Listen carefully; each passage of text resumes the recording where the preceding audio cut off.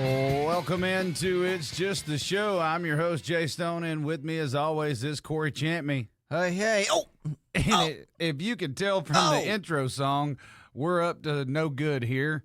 We're up to talking about something silly, and we're talking about the craziest sports injuries of all time. Off the field sports injuries. Because it's one thing to get hurt while playing the game. It comes with, that comes with the territory. It's happened to me. I'm sure it's happened to you. I mean, you got hurt playing softball. Yep. Last year. I got hurt playing the foosball. We're going to talk about some things that happen to athletes off the field. Some of these are ridiculous. So everybody knows the story of Jason Pierre-Paul, right? What? Who? Great defensive end for the New York Giants.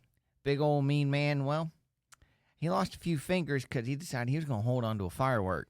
Oh, my. And, he blew his finger off. Then he had this big old wrap on his hand, looked like a big old club. And this was a big old man coming at you with this big old cast club on his hand, running down quarterbacks in the NFL. Joel Zumaya, he was a big, burly, relief pitcher for the Detroit Tigers back in the mid-2000s. Yeah. He developed wrist and forearm inflammation, not for the reasons you're thinking, but from excessive Guitar Hero sessions. Oh, my. And it cost him, he was their setup man, and it cost him the 2006 ALCS. Really? Yeah. What about Ryan Dempster? You ever hear Ryan Dempster? Yeah. Well, the Cubs pitcher fractured his toe while attempting to hurdle a dugout railing in a celebration. Yeah, that's... I don't know. I guess that kind of counts as on the field, though. How about Trevor Bauer? He cut his hand while trying to repair a drone, leading to a missed playoff game. I mean, what? You can't be affecting the postseason, man. Yeah. What about Tiger Woods in 2021 when he had a little bit of a scandal going on and he suffered severe leg injuries, including an open fracture on his right tibia and fibula, upper and lower. He had ankle and foot injuries, trauma to soft tissue, and surgical stabilization, all while trying to run away from his wife who was trying to beat him with a golf club. Not an on-the-course injury. I remember that because I remember the story. I mean, that guy had a thing. He liked blonde European women. That were not his wife. Yeah. Even his wife was a blonde European woman. But yeah, it's crazy. There's the thing about Tiger Woods is I'm sorry, but that's just you injure yourself. Or how about Kevin Prince Boateng? He's a soccer player. He's a midfielder. He strained a muscle due to overexertion from sex. Oh, my. Sidelining from a match. This dude was going so hard. He hurt himself. Oh, my goodness. Wow. Blue Chew. Blue Chew was working for that dude that not working for him, I guess. How about Lionel Simmons of the Sacramento Kings in the NBA? He developed tendonitis in his wrist and forearm from excessive Game Boy use, missing 2 games. That must have been back in the day because that was a Game Boy. Let's see. We got Tom Glavine. Oh, yeah? Tom Glavine. What happened? An MLB pitcher that didn't hurt himself playing baseball, but he cracked a rib from the force of vomiting due to food poisoning. Jesus. I want to know where he ate at because I don't want that food. Like, you keep that to yourself, Tommy boy. I don't want none of that. How about punter Chris Hansen from the Jacksonville Jaguars was injured in a fondue burn accident. And he got cut from an axe. Hopefully not at the same time. Like hopefully they were two different instances. He's chopping wood and he's like trying to get that cheese fondue at the same time. Oh, maybe that's what happened. He got burned and then dropped the axe. Now you're talking. That's what happened. How about Dave Besant, he's an English goalkeeper. He injured his foot while attempting to catch a jar of mayonnaise that he had dropped. The glass shattered, severing a tendon and sidelining him for several months. Just let that fall, man. It's nasty mayonnaise anyways, man. It's probably... All right, are you Duke or Blue Plate? There is only one type of mayonnaise, and it's Duke's. Okay, Duke's. Okay. Yeah, I have packets of it in my desk drawer in case I get a sandwich. While we're on it, speaking of injuries, have you heard of this crazy trend, this 100 men versus one gorilla? Oh, yeah. Yeah? Mm-hmm. You know, everybody's arguing about it, but there's only two guys we need. Yeah. Chuck Norris and Magic Johnson. Yeah. And when you say Magic Johnson, you're like, why Magic Johnson? What's he going to do? Biological warfare. We're going to give it back to him. And then you just let Chuck Norris just, roundhouse kick that gorilla right in his big old gumdrop head. Done. You don't need nothing else. You're welcome. How about Charles Blackburn, linebacker for the New York Giants, had a Q-tip injury and damaged his eardrum, unable to play the following Sunday. Ricky Henderson, famous Ricky Henderson, may rest in peace, just passed away not too long ago. He had an incident with an ice pack, so he fell asleep with an ice pack on his ankle. Upon waking, he discovered he had developed frostbite, leading to missing one game. One game. One game. That dude had a frostbite ankle and only missed one game. LaRon Landry, safety for the Washington football team, missed a game because he had a growing injury from a paintball gun incident. How about Clint Barmas, formerly of the Colorado Rockies? He broke his collarbone while carrying a box of venison downstairs, and he slipped and fell. And that box of deer meat got him. How about wide receiver Brandon Marshall? When he played for the Denver Broncos, he slipped on a McDonald's bag, thus ending his week of football.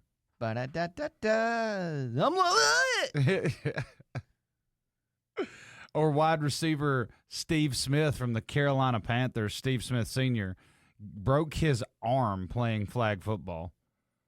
Oof.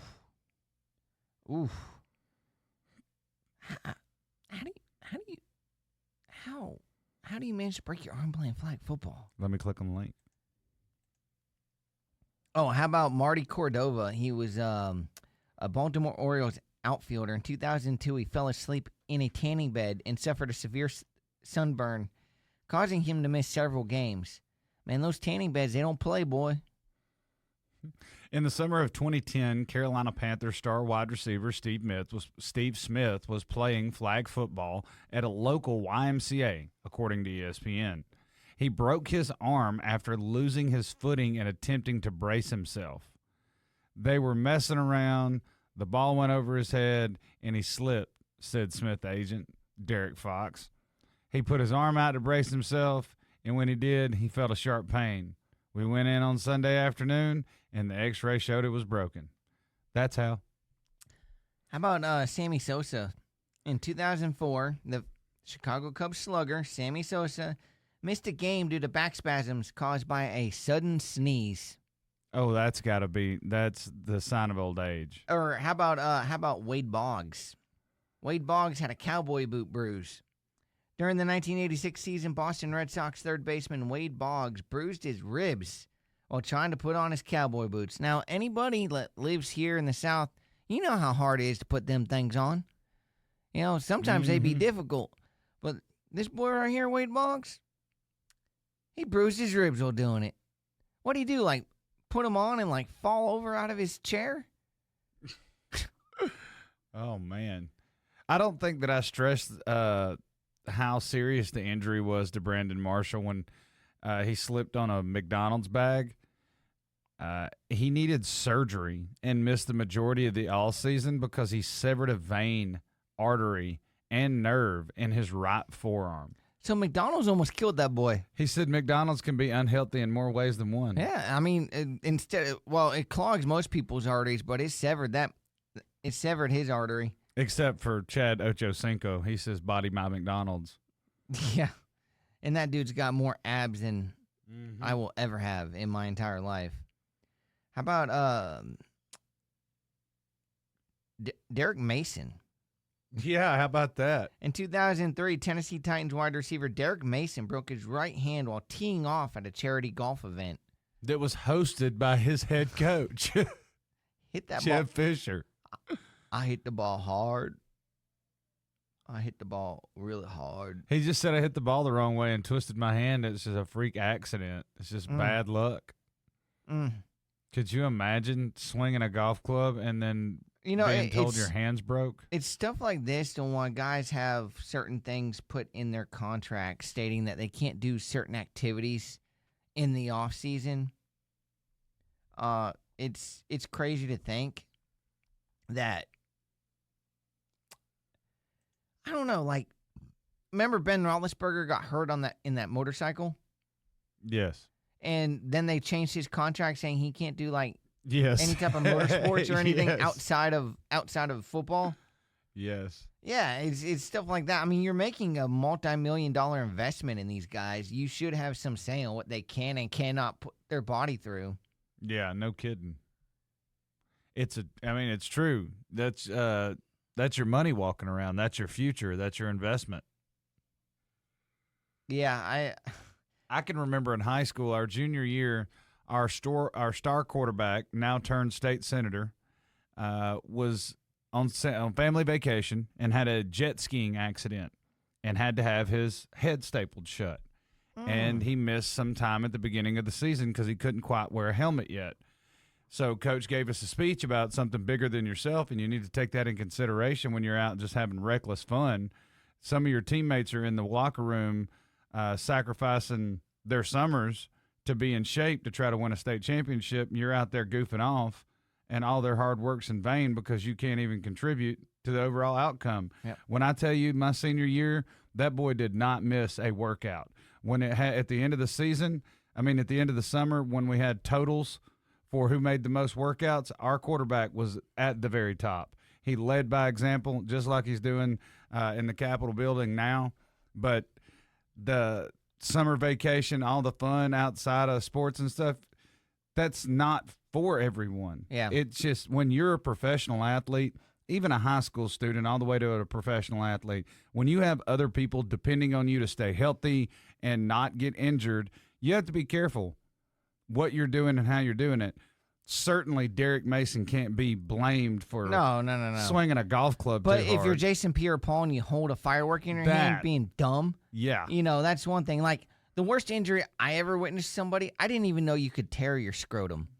But apparently that's a thing. And I remember we were in the workout room, probably my junior year, because I'm working out hard to get back from my knee injury. And one of the guys that was an offensive lineman, he's showing out in the weight room, and he goes to deadlift this weight, and all of a sudden you hear him scream like a girl, ah! And he drops the weight and everything, and he falls to the ground holding his, nether regions. That boy tore his scrotum. And I'm like, I could not imagine the pain. I just went through a torn ACL and all of that, and then this boy's laying on the floor holding himself because he went to lift some weight, and he pretty much tore a sack, and that had to be one of the most painful things I ever witnessed. But let's talk about Freddie Freeman this year. Yeah. In the 6th game of the 25 season against the Braves of all team, or they were getting ready to face the Braves, Freeman had a mishap entering the shower at home that caused his so he fell in the shower, and it caused his surgically repaired right ankle to swell up, forcing him to miss the series opener in most of that series as well. So, that's happened to me. I've slipped in the shower, especially following my wife, and she gets all the shampoo and everything else on the bottom of that thing. Boy, one time I threw myself for a flip. And then I had my 5-year-old. He worried about me for a minute, and then he started laughing. That's what good kids are for, man. Oh, I want to touch on this guy because this guy's in the news recently. Lance McCullers Jr. of the Astros, he's been injured a lot. He's only pitched 2 games since 2022. And have you heard what happened? He came back the other day after not pitching for a while, only 2 games since 2022, and he gave up 7 runs in the first inning. The man has had death threats. People have had death threats threatening his family, his little girls, and him, all because he gave up 7 runs in the first inning after being injured throughout most of last year. And this was his first big comeback. Wow. People in Houston be crazy. That's incredible. It's incredibly unfortunate. It's absolutely ridiculous. I just don't understand. Like, the guy's trying to work his way back for his team, and you're gonna call a death threat on him. It's ridiculous. I don't understand. But if you're making a multi-million-dollar investment on these guys, you need to realize that, hey, things like this are going to happen. Like a Q-tip. Yep. A Q-tip. It caused issues in 2007 for the New York Giants and their linebacker Chase Blackburn. Yep. Blackburn was bumped into by accident by a reporter in the locker room after he went over the Eagles. He was cleaning out his ear with a Q-tip. When he got bumped, he nearly ruptured his eardrum. He even had some part-time hearing loss. I mean, all this dude's doing is cleaning out his ear hole, and a reporter bumps into him, and boom. How about, okay, here's one. How about Kendall Simmons of the Pittsburgh Steelers back in 2006? He, another ice pack incident here. Stay away from the ice packs. He was given an ice pack, and Simmons, he fell asleep with the ice pack on him, and it caused a frostbite burn. Another one. And then, how about in 2003, the Carolina Panthers rookie defensive tackle Kendall Moorhead found what he thought was a mosquito bite turned out to be something else entirely. Moorhead woke up on the first day of training camp with a bite on his arm that he figured was a mosquito bite. But that bite would swell and cause Moorhead 4 days of pain. He was sent away from training camp to have the bite examined, and doctors theorized he'd been bitten by a spider. He ended up in the hospital for 4 days receiving intravenous fluids and antibiotics. He was quoted as saying, "It was just looking at it, it was like a regular bug bite. But then my arm kept swelling up. When I went to the hospital and they said they would have to keep me for a few days, then I started to get worried about it. Things like that happen that you have no control over." Man, that dude was bitten by a spider.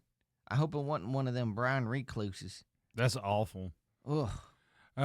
We got Glenn Healy, the goalie for the Toronto Maple Leafs back in the day. He had a passion for playing the bagpipes, but it surprisingly caused him to miss a few games because he sliced his hand open and was forced to receive stitches after attempting the repair on an old set of bagpipes. Ugh. Just playing the bagpipes, man. Ugh. I mean, you're just going about doing everyday things, and the bagpipe's going to slice you open. What about Greg Harris, a former Rangers reliever who was forced to miss 2 games due to elbow inflammation? The root of it? Flicking too many sunflower seeds at his friend in the dugout during the game before. Oh, you heard me correctly. How about Cody Bellinger this year? He was ruled out of a game against the Detroit Tigers due to food poisoning. According to multiple reports, the outfielder ate bad wings that triggered the illness. Stay away from them bad wings. That's crazy. Now, Tom Glavine got food poisoning. Cody Bellinger got food poisoning. Sven Grottelen, in preparation for an international match, the Norwegian soccer defender decided to take a run. Oddly, like astronomically, how in the world does this even happen? But oddly enough, he somehow managed to run into a moose. The collision ultimately forced him to leave the International Cup matchup. So he started the matchup after this happened, but after he played for a while, he was like, I can't do this anymore. I've been too much paid. The dude ran into Bullwinkle. He ran into Bullwinkle. He's like, I'm just going to go out and get a bit of exercise here, and then, oh, my God. What's the plural What's moose plural? It's just moose, Moose, right? It's yeah. not. It's not meese or mooses. No, sir. It's just moose. That's what I thought. Kevin Mitchell, former outfielder for the New York Mets and a bunch of other teams, he had emergency dental work on a tooth that was damaged when he tried to eat. Do you know what it was? Guess. No. A microwave chocolate donut.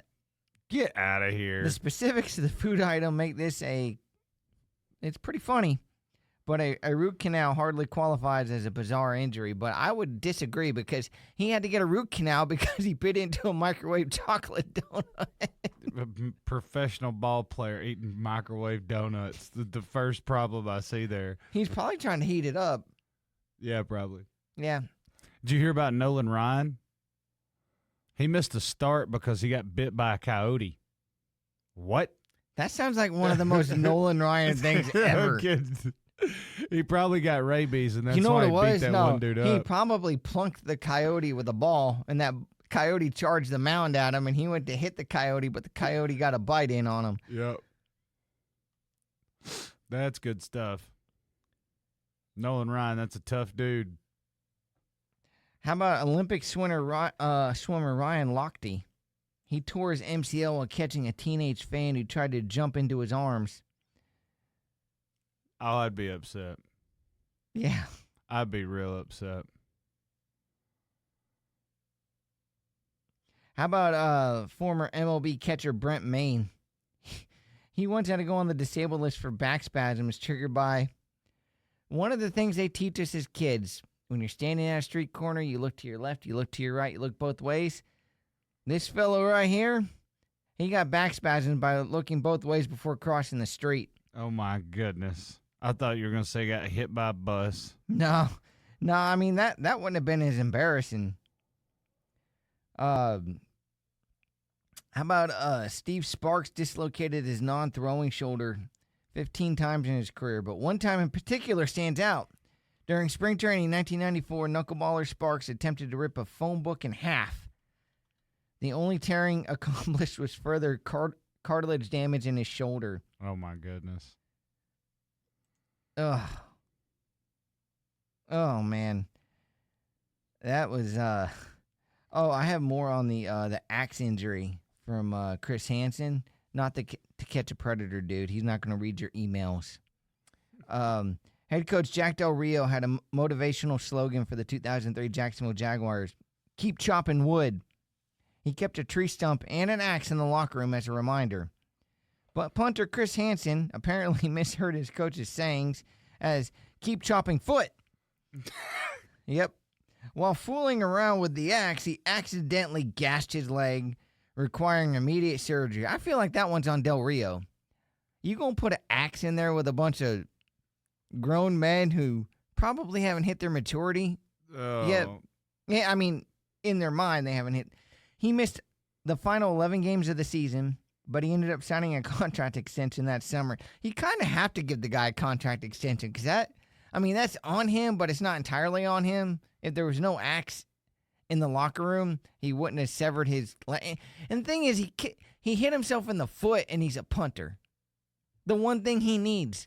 Like, he could have hit himself in the arm with it, and he probably would have still been able to do his job. My God. All because his coach. How about Adam Eaton? His worst enemy is shrink wrap. Oh, yeah, why is that?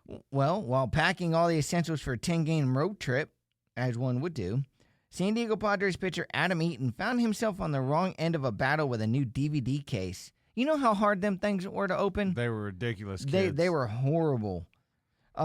We didn't have streaming back in the day, so you actually had to go to the store and buy DVD, and they had these things like saran wrap, security wrap, stickers all up in them so you wouldn't steal them from Walmart's.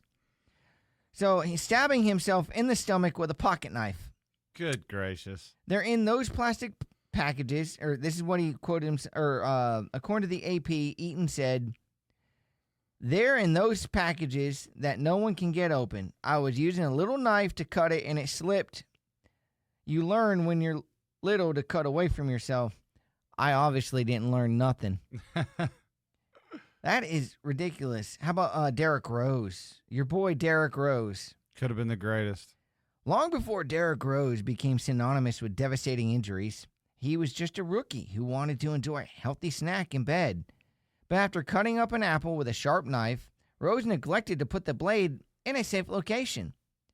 "It was a silly incident," said Rose. "I was cutting up some food, and I laid on a knife, getting lazy in bed. I went to get a bottle of water, came back, forgot the knife was there, then sat down and sliced my arm."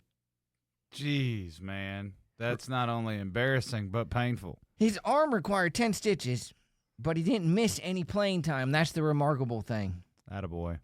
I mean, that's pretty good. You can't be the savior of Chicago and miss a game for cutting yourself with an apple knife. Just saying.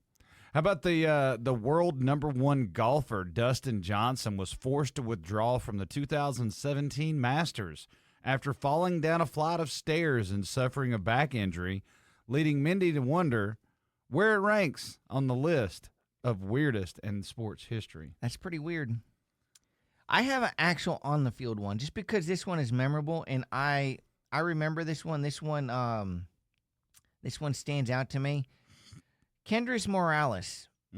He hit a walk-off grand slam, but what ended up happening was as he approached home, they surround the plate and they tell you, they're getting ready to bang on your head. Well, Morales leaps in the air to jump on home plate, and as he does, he breaks his left ankle, turning jubilation into devastation. Morales hit the grand slam on May 29, 2010. He didn't play in the minors or majors again until April 2012. So wow. Almost 2 years. He did eventually bounce back, hitting at least 22 home runs in 4 of the next 5 seasons. However, he was robbed of much of his prime, suffering the fluke injury less than a month before his 27th birthday, celebrating a walk-off grand slam. Huh. That's going to be horrible. Oh, did you hear about Jimmy Johnson in the golf cart? No. So Jimmy Johnson, famous NASCAR racer, during a celebrity golfing event, NASCAR driver Jimmy Johnson decided that sitting inside a golf cart going a few miles an hour wasn't his speed. Instead, he was sprawled out on top of the cart when his driver hit a berm that sent him flying several feet. Johnson broke his left wrist in the fall, but the off-season injury didn't stop him from winning the second of his 5 consecutive NASCAR Cup championships. Dude is riding on the roof of a golf cart. "I want to go fast," is what he said. And he ended up going fast right off into the grass. Broke his wrist, but he still won a championship. Wow. You ever hear the old story about Mel Hine and this Turk Edwards guy? No. So Turk Edwards was a Hall of Fame lineman for the Boston, Washington Redskins, but it wasn't a chop block or any sort of contact injury that led to him to hang up the cleats. During the coin toss, Edwards was standing at midfield with Giant center Mel Hine. After shaking hands with Hine, Edwards whirled a trot toward the Redskins bench, but his spikes got stuck in the turf when he spun around, and his often injured knee just gave way. He never played another game, and as far as playing careers are concerned, this was as severe as it gets. And the weirder about it, in the pre-World War II era, cleat manufacturers and grounds crews weren't what they are today, but it boggles the mind that this man lasted more than 8 seasons in a leather helmet-only league to be forced into retirement by a coin toss and an about-face. I have, you like pancakes? I love pancakes. I do too, but hockey player Dustin Penner, I don't think he likes them too much. Oh, yeah? He was quoted as saying this: "I just leaned over to dip into some delicious pancakes that my wife made. That's when my back seized up." And he was able to drive himself somehow to the arena and get treatment, but the dude seized his back up dipping in some pancakes. Mm-hmm. No kidding. Oh, is that the Milton Bradley? Yeah. Yeah. That man was crazy anyways. No kidding.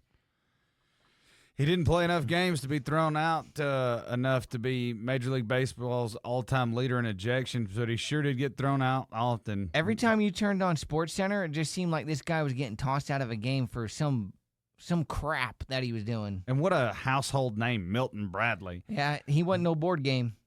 While with the San Diego Padres in 2007, Bradley tore his ACL when manager Bud Black spun him to the ground during an argument with an umpire.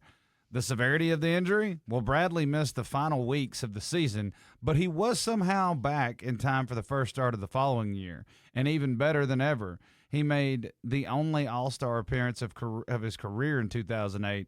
So you should probably tell your coach, manager Bud Black, thanks for tearing my ACL in that argument. You really put life into perspective.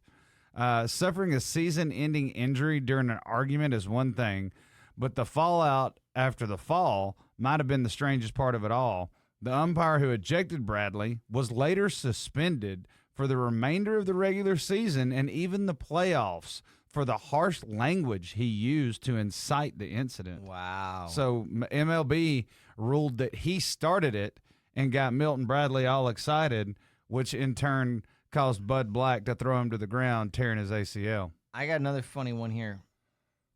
In December 1999, Cleveland Browns right tackle Orlando Brown was whistled for a false start. Referee Jeff Triplett threw a penalty flag at the infraction with aim that was either stupendous or horrendous. The yellow beanbag went straight through Brown's face mask, striking him in the right eye. Brown was legally blind in the eye for several years. 3 full seasons passed before he was medically cleared to return to action, during which time he sued the NFL and settled for more than $15 million. Good gracious. Little beanbag. Oh, how about our favorite one? How about Plexico Burress? Yeah, I was wondering when this was going to come out. Everyone remembers this one. Everybody. It's hard to believe it was over a decade ago that Plexico Burress accidentally shot himself in the leg while trying to bring a cocked and loaded handgun into a nightclub. Good gracious.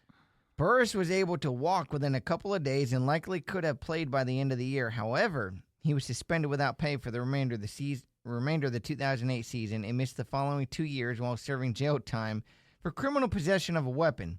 He appeared in just 20 more games in his NFL career. Don't do dumb stuff. Yeah, no kidding. How about, Gus Frerotte? Yeah. Yeah. What about him? You've heard of the Lambeau Leap, right? Yeah. Yeah, the famous Lambeau Leap. So for those of you who don't know, when you score a touchdown in Lambeau Field, you jump into the crowd if you're a Packer, and they pat you on the back and slap hands. Well, Gus Frerotte invented the Jack Kent Cooke Stadium concussion. It's a mouthful, but at least it never became a trend to celebrate a second quarter touchdown by slamming your own head into the wall. This dude thought he was Bill Goldberg and can bang his head into the wall or into lockers. But he banged his head up against the wall so hard that you're forced to spend the second half of the game in the hospital. Frerotte returned to action the following week, but he was never the same. He made the Pro Bowl in 1996, the year before the injury, only to bounce around the league as a backup for the next 11 seasons. This dude, diagum, knocked himself out of an NFL career. Good gracious.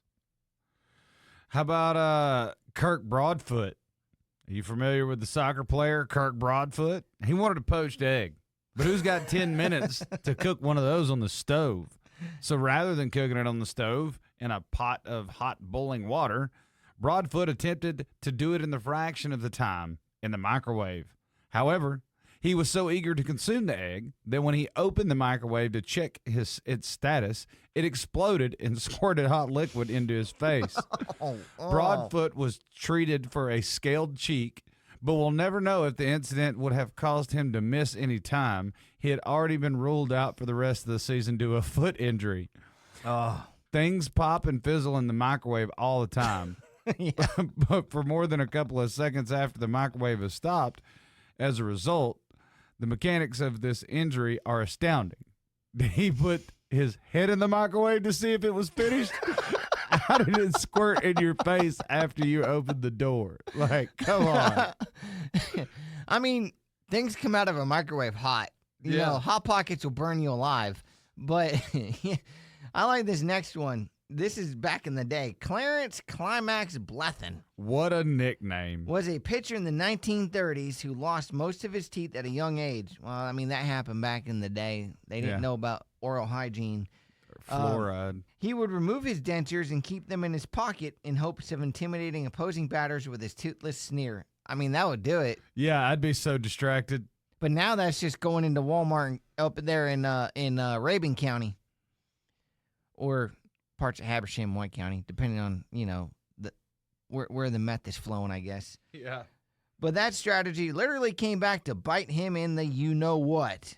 One time, while running the bases for Knoxville Smokies, he slid into second base with his teeth in his pocket and had a chunk of his own rear end removed in the process. At 39 years old and playing in the minor leagues, Blethen reportedly stayed in the game. No word. He bit himself in the butt With his own dentures. with his own denture. Oh, my God. No word on whether the teeth required any repairs or not. Oh, my goodness. On the track of silly people doing silly things at the wrong time, how about Bill Grammatica's celebration on the field? Bill Grammatica was celebrating a made 42-yard field goal when he crumpled to the ground in agony. It was a well-executed jump at first, but he failed to stick the landing, tearing his ACL on his plant leg. No big deal. Grammatica missed the final 3 games of the 2001 season, but he was back for a full 16 games the following year. It had been a long time since anybody had hit a monster field goal, and it'd be one thing to hit a 60-yarder to win the Super Bowl, but this was a rather mundane first-quarter scoring play for a 5-7 team. Grammatica always celebrates and makes like he just won the lottery. But this will forever be known as the celebration fail for Grammatica. Poor little feller. I got one for you. Former pitcher Brian Anderson. There are plenty of ways to figure out if an iron is hot. You lick your finger, touch it, or, you just kind of, you can see the thing smoking, right? Yeah, you get near So when it. I think of irons, I think of Home Alone when he heated that iron up and it came flying on and hit that man in the, hit Harry in the face. Yep. And then he had the iron imprint on his face. Yeah, that's no good. You can spritz water on it. You can put your hand near it and check for warmth. I mean, that's how I do it. I mean, that's the obvious thing to do, right? Or if you're former Arizona Diamondbacks Brian Anderson, just check it with your face, like Home Alone style. He's quoted, "I picked up the iron, held it to my face to feel the heat, and was trying to look around the corner to watch the game on TV. I just put my cheek right on it. It didn't take much, and it fried the side of my face." Anderson didn't miss any time due to the burn, so it probably wasn't too severe. But speaking from the experience of having sunburn on one's face, it's safe to assume he had a miserable few days of trying to shave and shower, and was berated to no end in the clubhouse. I would have come up with something like, I was in my house, and these raccoons tried to rob me, and one of them tripped me, and the other one was trying to burn my face with the iron. I was saving orphan children from a fire in the orphanage, and I got too close, and it burnt the skin a little bit. I'm all about that because I ain't about to tell somebody I was checking the heat on the iron with my face, near my face. I was using my face as like the temperature gauge, and then something happened on the ball game, and I turned my face into the iron to look at the TV. No, Ian, lie. They said don't. That's when you do. Yeah. Lie then. Come on, Brian. God. Glenn Allen Hill. Hey, do you have arachnophobia? Does that got to do with spiders? Yeah. Arachnophobia. I got that. You scared of spiders? I married a woman that kills the spiders for me. Glenn Allen Hill. See, I'm the spider killer in my house, but Glenn Allen Hill kind of took it to a new level. Arachnophobia can be a debilitating fear, as Jay can attest to, particularly when combined with sleepwalking. Toronto Blue Jays outfielder Glenn Allen Hill was trying to run away from spiders in a nightmare when he started unconsciously running through his house. He crashed through a glass table and wound up with cuts and bruises all over his limbs. He spent 20 days on the disabled list, but he came back better than ever. He only hit 12 home runs on the season, but he hit 2 of them in his first 3 games back. The dude was having a nightmare about spiders and took off running in his dream. Jeez. That's Sounds like me. That's I like don't some do Ricky spiders. Bobby stuff, but instead of being on fire, the boy thought he had spiders on him. Get the spiders off me! Oprah, use your magic. Get the spiders off of me. And if I needed another reason, my wife asked me, why do I not just put my wedding band in my backpack when I play softball or basketball or whatever? Why do I always tie it onto my cleats? First of all, I seen Nikola Jokic do it, and I thought it was freaking awesome. And it's a testament to, like, I've got my wife out there with me. You know, sports is a lot of spiritual and mental stuff, not just physical. So believing in what you're doing and believing that what you're doing is for a reason and having a reason for why you do everything is important. Which brings me to Paulo Diogo, a soccer player, a Swiss soccer player, who jumped onto a metal perimeter fence to celebrate his achievement with the fans. But recently married Diogo did not realize his wedding ring got stuck on the fence. Uh-oh. 1/3 of his finger was ripped off. Ooh. When he jumped down, the finger did not come with him, and neither did the wedding band. He was even given a yellow card by the referee come on. for delaying the game while he searched for it. Oh. It's hard to believe that silicone wedding band didn't give and it ripped his finger off like that. But it's been only almost a decade since this happened, and it's still pertinent. Like, I couldn't imagine having my metal band on, but he had a silicone band. Oh, sorry. I read that wrong. Thank God. If the silicone ring boom had happened when he did this a decade ago, he would have been all right. But he had a regular gold band, and he precious lost metal. 1/3 of his finger? Yep. Lost 1/3 of his finger, so middle knuckle up. I bet it didn't grow back. I bet it didn't either. And they would probably had a hard time putting it back on since he couldn't find it. There went 1/3 of his finger and 1/3 of his marriage. Ouch. Yeah, that one right there. Yeah. That boy, he got all excited about winning his golf tournament. He threw the club up in there, said, "Thank you, Lord," when the shot went off a rock and went in the hole. Came back down, the club busted him in the head. Oof.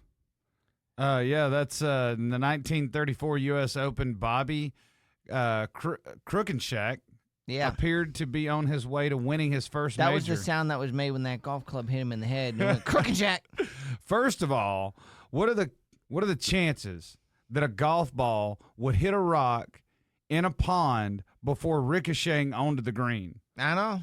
Multiply those slim to none odds by the likelihood of throwing a golf club in the air and having it land on one's own head. But he said, "Thank you, Lord," when he tossed it up in there, and then it was almost like, "You're welcome." This had to be at least a 1 in a billion situation. You throw that club up in the air, you move.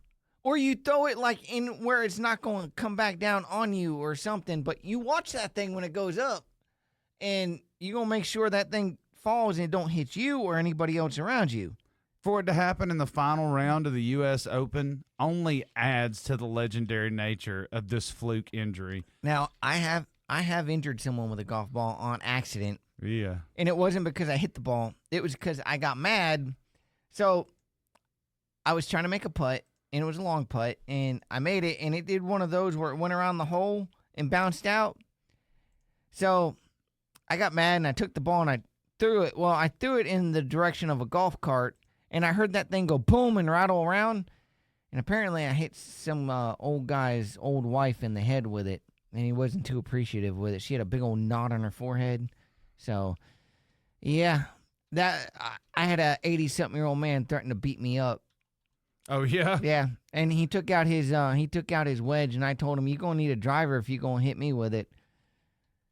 And then he walked away. But yeah, she had a big old knot on her head, all because I got mad and threw the golf ball. My bad. I just, here's my theory on this. Look, we're all humans, right? We all do dumb things, and a lot of us can't even chew bubble gum and walk, let alone play sport. I think a lot of times these athletes get it in their mind that they're kind of invincible, You know, they play rugged sports. You know, they're big, tough, bad guys. You know, I'm awesome. I lift weights. I'm big and strong. But you know what? I mean, you left a knife laying in the bed, man. Yep. And then you laid back down on it. Oh, you held fireworks in your hand and blew 3 of your fingers off. I mean, you can't even flip anybody the bird anymore. You know what I'm saying? You know, one guy injured himself trying to eat pancakes. And then another dude ran into a moose. I mean, things like that I understand happen. You know, there was a guy who got hurt beating up the water jug or beating up a bullpen phone in the bullpen. I don't remember who it was, but I remember hearing that story. I got mad one time, and you know how when you strike out, sometimes you kind of bang the bat on the plate and it kind of bounces back? Well, I wasn't paying attention, and I banged the bat back and asked the umpire, "Are you sure that was a strike?" And when I did, that thing came back, went right in the schnoz. Oh yeah. It caught. Oh man, my nose was a gusher, man. It just kept bleeding and bleeding and bleeding. But I guess the point of what I'm making is, you know, I guess that these guys need to take more into consideration account that they're multi-million-dollar assets to a franchise, into a team, into fans who invest. Little boys and girls watching the sport all over, looking for somebody to look up to. And I understand that people are going to get hurt. I mean, trust me, I know what it's like to get injured and to have to come back and rehab and do all that. But a lot of the times, the things we just read off about guys getting hurt, it affected their careers. Yep. I mean, Gus Frerotte banged himself in the head so hard on a wall that he was never the same again. He was a backup for 11 years after that. You know, it's just like, come on, think. But I know what it's like to get that adrenaline pumping and to get all excited and be like, yeah, you know, macho man sport stuff. You know, it's like, you know, you want to, for that minute, you have the adrenaline pumping. Yeah, and it's one of the greatest feelings in the world, I have to say. I mean, you walked around with you had the blood and bandage soaking through your arm from a softball injury because you forgot how old you is, and you thought you were Sid Bream, like a gilded horse or a horse with a nail stuck in its foot, trying to run, and then you slide and literally tear yourself to pieces, man. Yeah, bleeding out the elbow and everything else. And then on top of that, you got sick too, you know, and it's just like, man, that was a bad week for you. But I mean, but stuff like that happens a lot of times, especially when we start getting older, like me. I try to do things that I probably shouldn't be doing, like lifting stuff I probably shouldn't be lifting by myself because, you know, I'm almost 40 for some people out there that don't know. And yes, I overexert myself and I shouldn't. But in my mind, I think, hey, I'm still 25 years old, right? I can lift this. And the next day I'm laying on the couch with an ice pack. Ooh, and my wife walks in there and is like, yeah, you shouldn't have lifted that. You're an idiot. Yeah, I have the same reaction. Anytime that I get injured, my wife's like, you know better. Yeah.